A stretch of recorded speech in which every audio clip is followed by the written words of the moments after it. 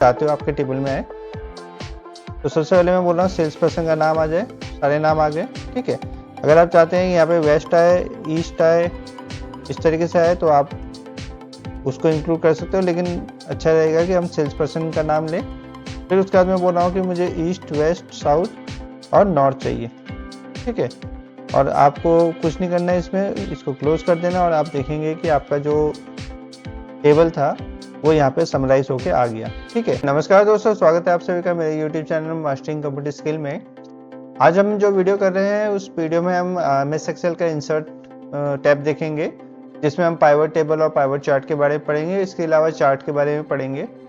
और ये जो वीडियो है ये सीरीज है आपका एमएस ऑफिस 2021, जिसमें एमएस वर्ड के वीडियो ऑलरेडी आ चुके हैं, आप ऊपर कार्ड पे देख सकते हैं। इसके अलावा जो आपका एमएस एक्सेल चल रहा है इसका तीसरा वीडियो है, तो शुरू के दो वीडियो अगर आपने नहीं देखे तो आप वो ऊपर कार्ड में जो लिंक है उसमें जाके देख सकते हैं। तो आज की वीडियो में देखेंगे हम इंसर्ट टैब, और इंसर्ट टैब में सबसे पहले मिलता है आपको पाइवट टेबल। ठीक है, इसके साथ पाइवट टेबल, पाइवट चार्ट भी आप बना सकते हैं। ठीक है, तो पहले समझते हैं कि पाइवट टेबल होता क्या है। पाइवट टेबल क्या होता है कि ये आपका एमएस एक्सेल का एक काफ़ी पावरफुल टूल है, काफ़ी यूजफुल टूल है, जिसके हेल्प से आप क्या कर सकते हो, आपके ऐसा डेटा जो काफ़ी ज़्यादा फैला हुआ है, रिपीटेटिव डेटा है, या आपको डेटा समराइज करना है, उसका एवरेज निकालना है, काउंट करना है, सम करना है, ठीक है, उसका चार्ट बनाना है, तो जो फैला हुआ डेटा होता है उसको मैनेज करने में काफ़ी ज़्यादा हेल्प करता है। इसमें आप सम निकाल सकते हो, टोटल निकाल सकते हो, टोटल निकाल सकते हो, काफ़ी ज़्यादा चीज़ें कर सकते हो। ठीक है, और ये काफ़ी यूज़फुल रहता है उस जगह के लिए जहाँ पे आपको मंथली या ईयरली या वीकली समरी जनरेट करनी होती है। तो कैसे करते हैं देख लेते हैं।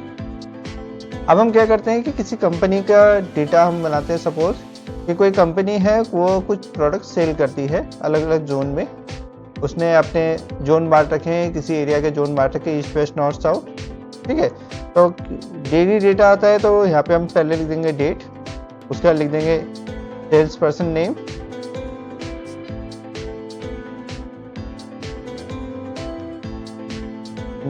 उसके बाद जोन लिख देते हैं सीधा हम कि वेस्ट जोन में कितना सेल किया, ईस्ट जोन में कितना सेल किया,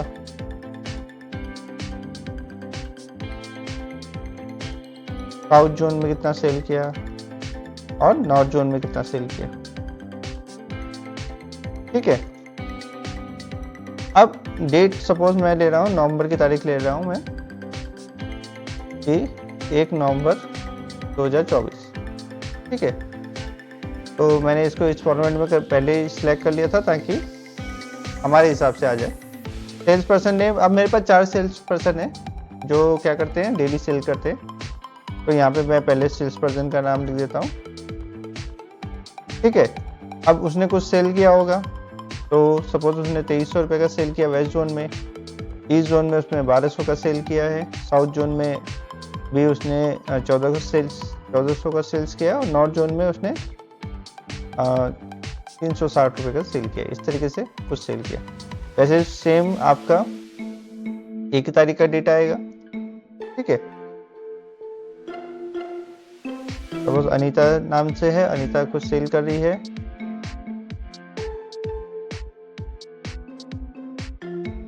ठीक है,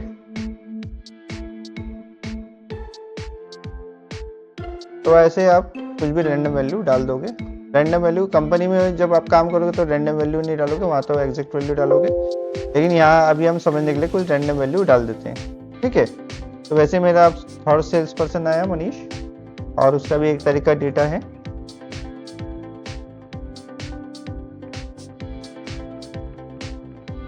ठीक है, तो उसका भी कुछ डेटा है इस तरीके से। तो ऐसा भी हो सकता है कोई एम्प्लॉय किसी दिन आया ना, उसने छुट्टी ली हो, तो उस दिन उसका डेटा ना हो। इस तरीके से हम डेटा को इंसर्ट कर देंगे। अब मैं अपने चौथे एम्प्लॉय का डेटा इंसर्ट कर देता हूँ।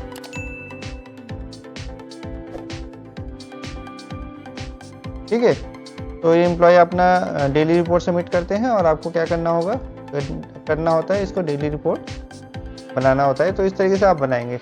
ठीक है, तो ऐसे अब हम क्या करते हैं कि 10-15 दिन का डेटा इंसर्ट कर देते हैं। ठीक है, समझने के लिए।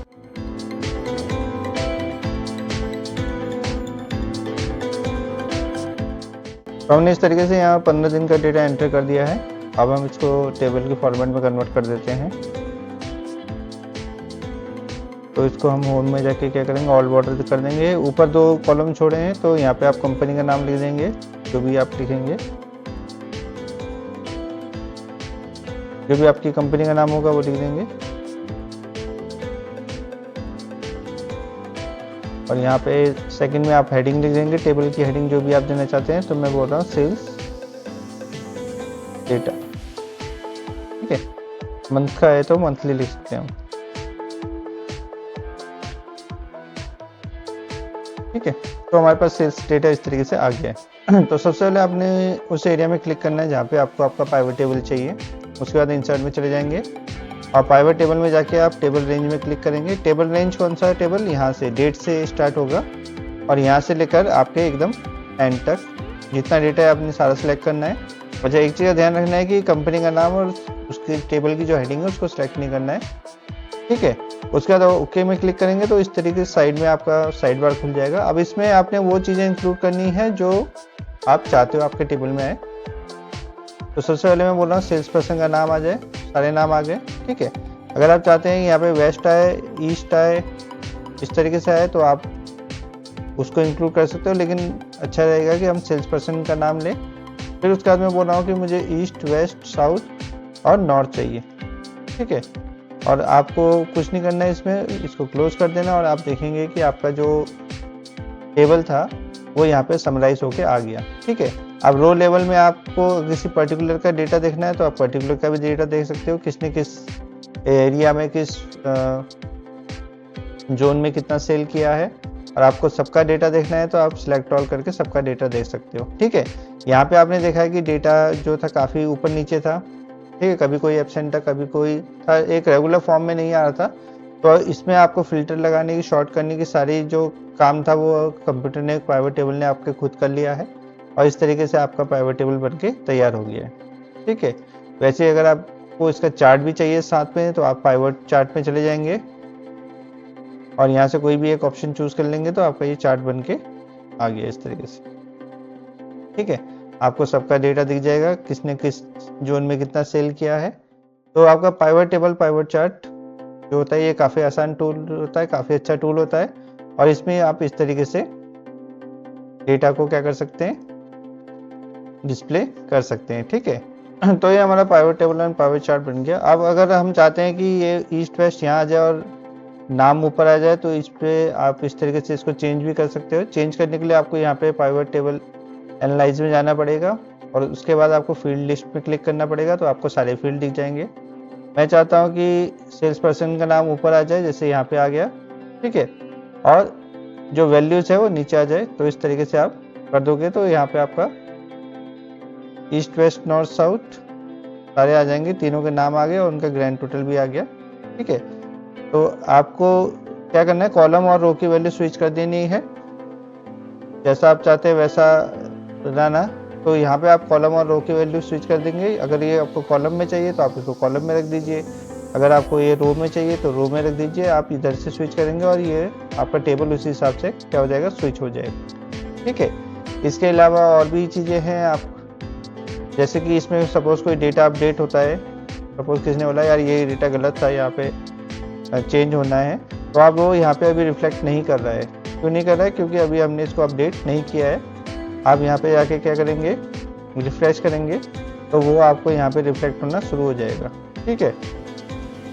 यानी आप देख रहे हैं कि रिफ्लेक्ट ये वाला, अगर मैं इस पर्टिकुलर लाइन को देखता हूँ तो रिफ्रेश करने के बाद ये लाइन क्या हो रही है, थोड़ी सी छोटी हो जा रही है, क्योंकि उस पर्टिकुलर एरिया में उसका सेल क्या हो गया, डिक्रीज हो गया।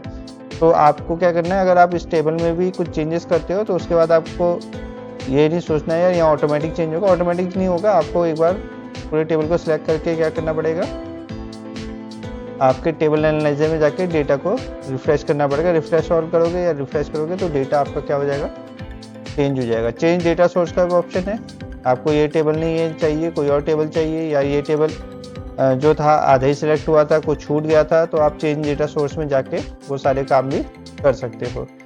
इसके अलावा आपका पाइवट चार्ट है, पाइवट चार्ट का डिज़ाइन आप चेंज करना है वो कर सकते हो।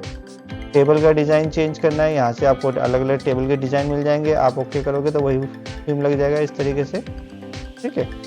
आप यहाँ पे देखोगे तो ये टेबल आ गया होगा, इसके कारण नहीं दिख रहा है। मैं इसको नीचे कर देता हूँ। आपको ऐसे में चाहिए तो ऐसे में कर लीजिए। अच्छा, सेल्स पर्सन नेम मैं ऊपर लेके आऊँगा तो फिर ये इस हिसाब से चेंज हो जाएगा। ठीक है, तो आप वैल्यू और सेल्स पर्सन नेम को एक दूसरे के साथ चेंजेस कर सकते हो। उस हिसाब से आपका डेटा भी क्या होता रहेगा, चेंज होता रहेगा। ठीक है, तो यहाँ से आपको अलग अलग चार्ट के डिज़ाइन मिल जाएंगे। आप चार्ट में क्लिक करेंगे तो चार्ट के लिए तो और ऑप्शन मिल जाएंगे आपको। यहाँ पे काफ़ी ज़्यादा डिज़ाइन मिल जाएंगे। जो डिज़ाइन आपको पसंद है, जैसा आप बनाना चाहते हो वैसा आप यहाँ से सिलेक्ट करके बना सकते हो। ठीक है, चार्ट को आप अपने हिसाब से बड़ा छोटा जैसा करना चाहे वैसा कर सकते हो। अब आ जाते हैं इंसर्ट कमांड में। इंसर्ट कमांड में आपके पास पिक्चर है, शेप है, 3D मॉडल, ये सब ऑलरेडी हम कर चुके हैं। रिकमेंडेड चार्ट्स हैं, आपको चार्ट्स इंसर्ट करने हैं तो अलग अलग टाइप के चार्ट के लिए अलग अलग डेटा बनेगा। जैसे नॉर्मल चार्ट तो अभी आप देख ही चुके हो, ये आपका नॉर्मल चार्ट ही है, इसे बोलते हैं हम बार डायग्राम। इसके अलावा आपके पाई चार्ट बनते हैं। तो पाई चार्ट कैसे बनेंगे कि सपोज कोई मार्केट है, उसमें हमने लिख दिया मोबाइल। यहाँ पे आपको मोबाइल कंपनी, तो जहाँ पे आपको मार्केट शेयर दिखाना है इस तरीके से दिखा सकते हैं कि शेयर कितना है। तो सपोज एप्पल है, तो सैमसंग है, उसके बाद आपका MI है, वीवो है, ओप्पो है एंड अदर्स है। तो यहाँ पे मैं क्या कर रहा हूँ, ऑटो सम लगा दे रहा हूँ ताकि मुझे पता रहे कि मेरा जो टोटल है वो 100 के पार ना चले जाए, क्योंकि कोई भी मार्केट 100% ही होगा।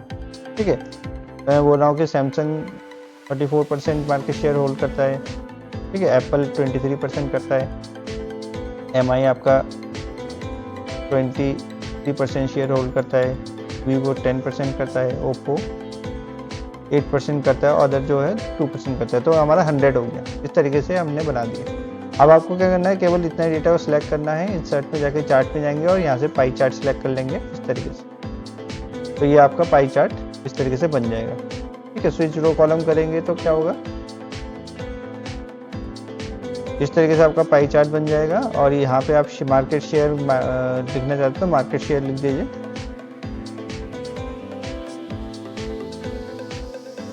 ठीक है, तो अलग अलग टाइप का है, आपको जो जैसा पसंद आता है वैसा आप यहाँ से सिलेक्ट कर लेंगे। इस तरीके से अगर आप नाम चाहते हो ऐसे लिखे हुए, आप शेयर दिखाना चाहते हो, इस तरीके का डायग्राम आप बनाना चाहते हो तो आप आसानी से यहाँ पे बना सकते हो। ठीक है, चार्ट का टाइप चेंज करना है तो इसमें तो जनरली आपके यही बनेंगे। किसी एक पर्टिकुलर को दिखाना है कि हाँ भाई इतना % है ओप्पो अदर्स ये, तो इस तरीके से दिखाना चाहते हो तो आप ऐसे भी दिखा सकते हो, जैसे कहीं मर्ज हो रहा है डेटा। ठीक है, तो ये सब आपके चार्ट में दिखेंगे। पाई चार्ट आप जनरली इस तरीके से बनाओगे।